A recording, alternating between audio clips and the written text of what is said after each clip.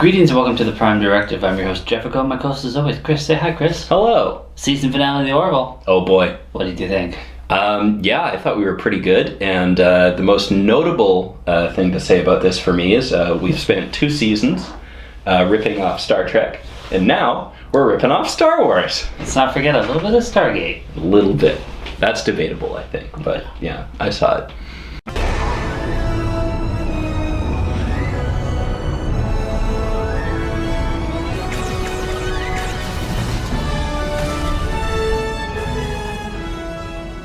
So this is the first time we really saw any snow. Yeah, and I was thinking, it still looks like California. Yeah. I'm pretty sure that is where we're shooting, but it's just like, yeah, it doesn't really look like an ice planet, does it? No. There's just lots of green trees, and it snowed recently. Saren 4, the Union Listening Outpost. Yeah.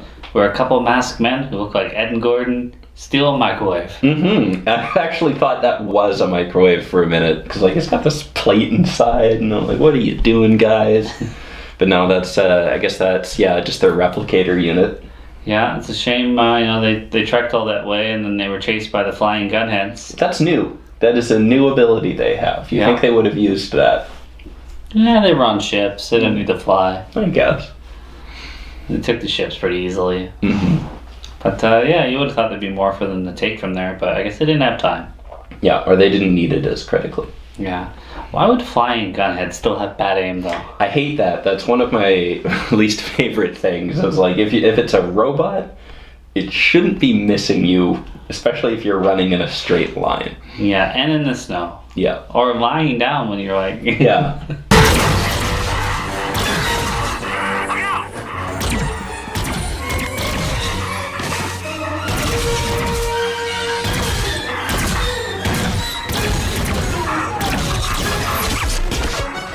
They had an interesting shuttle, EV-3421. I don't know what ship that was. Hopefully I can find some information on that. Yeah, it was not Orville. No. But, it was somebody's. They stole it. Actually, where did Ed say that he'd been stationed? He was like captain of... he wasn't captain, he was like the commander of some station. Maybe it was from that. Oh, yeah. But that was it. That makes sense. Yeah. Yeah, so they evade the Kaelon, flying through an ice planet, and using the rocks above to take them out. It's a good plan. Yeah, not too bad. The weapons don't work against them, so why not? Food replicator. Mm-hmm. You got one. What would you get for your first meal? Probably, Twinkies, man. Twinkies? Yeah. I'd panic. It'd be like, there's too many options. Twinkies. This is thinking spaghetti, but we should get spaghetti after this. Okay. So hungry. So the giant scavenger ship shows up. Kelly's little ship, and tractor beams them, pulls them aboard. What did that ship look like to you, Chris? Looked like a little bit of Stargate. Their first ship there, the Prometheus. Prometheus or the Daedalus? No, it's the Prometheus is the first one, I think. Yeah, where it's kind of double layered. Yeah. Yeah, I think if we put a picture of them up together, you're going to see a lot of similarities. Yeah, well, they're definitely the same color, same kind of style on the out there, and I think the thrusters were very similar in the back. Yeah. I'm rewatching that season of Stargate right now, actually, so that was very fresh in my mind. So Kelly's putting together a crew of people that she knew in all their universe. Mm-hmm. You were supposed to be the captain. I was supposed to be your first officer. Everyone here was part of your crew. Okay, well, that's a much more appealing version of events, but it's not reality. Yes, it is. In an alternate timeline. So I guess Kelly's missing something in her brain, like a little chemical that she's got some kind of protein deficiency that they missed. Yeah, so that screwed the mind wipe. Mm-hmm. And so their new plan is to, synthesize that. Yeah. And do it all over again. Try it again. Just keep sending people back in time. Mm-hmm. Also, this is hilarious. This is just the height of Seth MacFarlane's ego here, isn't it? The entire universe goes to hell because a woman wouldn't go out with him. Second dates, man, I tell you. Yeah. No. Hey. And they don't even say, this is because Kelly wasn't there. They keep harping on, this is because Ed wasn't the captain of the Orville. This is all about Ed. Yeah, well, it even pointed out Claire went to the Orville because that's where she was most needed. Yeah. Because, Ed. I noticed, Kelly's wearing some nice outfits in this episode. The first thing to go after the apocalypse struck was food replicators, and the second thing to go was shirt buttons. Yeah. I think there's a critical shortage of buttons. Well, I guess, the union's not your number one priority now. Wear what you want. Casual Fridays. Yeah, it's casual. What did you think of the Resistance planet? What do you want? Yaphit, it's me, John. John? John who? From the Orville. We served together for years. Oh yeah, right. Sorry. A piece of me got blasted off last week. A little bit of my memory was in it. I thought the Jabba palace thing from Return of the Jedi with Yaphit was pretty funny. Yeah, we're getting a lot of Star Wars out of this, and I think rip-off is of course a little bit extreme, but it's been homage all the way through, and I thought even the music in this episode sort of reminded me of the scores from a lot of Star Wars movies. We've got the Rebel bases, looking kind of similar, the kind of style of clothing they wear, just sort of the plot structure. It felt Star Wars to me. Yeah, definitely. Alara. And of course the Stormtrooper aim as well, but yeah. Yeah. Yeah, they can't hit shit. No. Good to see Alara, though. Good to see her. Yes. However briefly, but yeah, there she was. Sad. You can come with us. Nah, I gotta die here. It's implied that she dies there. But if we ever go back to this timeline somehow... She's alive in all the timelines, Chris. Mm-hmm. She can't be killed. Though the gravity was still kicking her ass, the treatment of it. Yeah. I have to be able to count on someone.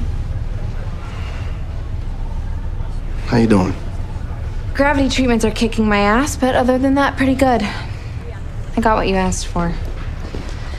You're lucky you guys are still in one piece here. So Gordon's flying around avoiding ships, and they decide that they're gonna hide in a black hole after they fly through some planet debris, which was also very Empire Strikes Back in the asteroid field.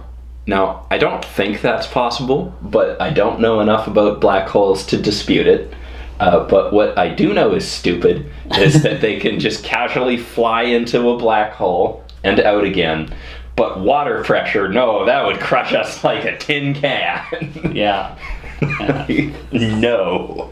They're just on the cornea, on the brief end of the eye. Mm-hmm. Enough to watch time go by. Yep.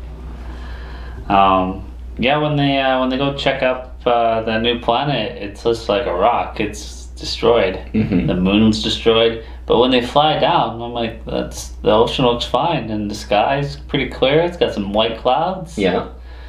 Like, I actually appreciated, I didn't know if this was on purpose or not, but they point out that there aren't even any fish left. And that just, for some reason, that feels like a callback to Nothing Left on Earth excepting fishes, except there's nothing left on Earth, even fishes. No. I don't know why they would make that reference again, but it felt like it was, so. Yeah, you can make a reference, you do it. Yeah. What's all this? Well, I figured even though we've been battling the Kalon and running for our lives, this is still technically our second date. I've already had my second date with you. Second date in this timeline. What do you think of second date? Mm-hmm, it was cute. Yeah. Yeah, he's got his food replicator with him, I guess, so he can just do that. So the Orville's down at the bottom of the ocean in the Mariana Trench, along with the Meg. Mm-hmm. That's where that came from. Kind of enjoyed how the water pressure was just coming out of the cargo bay. Yeah, that was cool. Yeah. And of course, there's a life sign on board. Who could it be? I wonder. That's just like every time they're showing me something, I'm just I'm guessing who it was. Mm-hmm. And Bortus didn't change his clothes. Well, I think, like you're saying about that, I think that happens fairly often in the Orville, and I think the Orville doesn't take as much risks as, say, another science fiction show that we might compare it to. But it does safer things very well instead of doing riskier and more adventurous things poorly. Yeah. Yeah. I'll agree with that. We never got to see the captain and first officer of that ship. That would have been cool. Yeah. Bortus stayed behind because the captain died, so make sure everybody could go. At least I was like, the only thing that's kept me going is knowing that I can go home to Muckless and find my family. I was really expecting him to say, the only thing that's kept me going was the simulator. And the porn inside of it. Yes. And it's very sensitive training there. Be like, oh, sorry, Bortus, Muckless has been destroyed. Yeah, everyone's dead. Everyone. Yeah. The only thing that has kept you going Is gone. it's gone. Yeah. Gets to sit in the captain's chair, you know, do a little quick get the ship up and running because, you know, Bortus can do it by himself. Yeah. Yeah, it didn't take too much, did it? Clearly, he's not a Starfleet officer because every Starfleet officer can do every role on that ship. Yeah. This one, they made it just only John could fix the ship. Yeah, only John. Well, John has to have something to do. Well, you know, maybe that's where the Orville's improving over Star Trek. It's like, no, not everybody can do everything. Mm-hmm. It's like you and What do we got, like 5 science officers on Discovery? It's a science ship, Chris. Give it a break. We're all smart people. So yeah, once they get up and going, John's gonna hack and find out Isaac's like data on the whole time travel thing. Yeah. That was a quick finish there. It's quick. Yeah. We got a little bit of Isaac. You know, we got to show up and call them a bunch of dicks. Well, you know, he was doing it over the intercom, but like he was mean. He was very mean. Mm-hmm. You know, you're going to fail.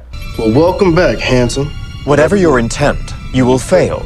Your intelligence is far inferior to ours. Yeah, well, that's why you're gonna help me out. And if you don't mind, I'm gonna pick your brain a little. Your species' extinction is inevitable.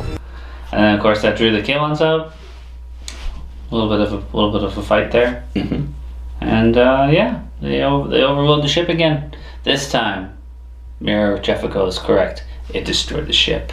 And they deserved it. I thought, yeah, that was a cool effect. We got to see the Orville blow up. Yeah. Yeah, they've probably been wanting to do that for a while. Well, yeah. After we showed this ship exploding. They showed his sister ship getting destroyed by the Kalon, so you know. Yeah, I feel like every ship is an Orville sister ship. They all look the same. Yeah, well, there's bigger ones and there's smaller ones, and there's one with 3, and then there's one with 2. Yeah, so Kelly with bangs wakes up in her apartment and disappears, and then, you know, wakes up again.